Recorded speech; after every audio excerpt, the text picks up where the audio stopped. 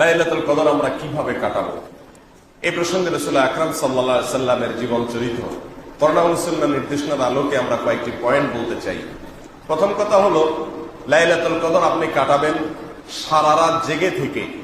কারণ রাসূল করিম সাল্লাল্লাহু আলাইহি সাল্লাম রমাদানের শেষের দশকের প্রতিটি রাত জেগে থাকতেন। অতএব শেষের দশক তিনি জেগে থেকে কি তালাশ করতেন? লাইলাতুল কদর তালাশ করতেন।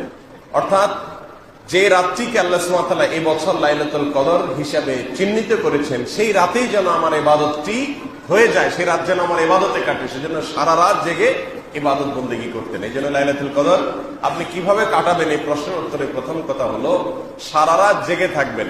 জেগে কি করবেন? প্রথম কাজ হলো জেগে দাঁড়িয়ে ইবাদত করবেন।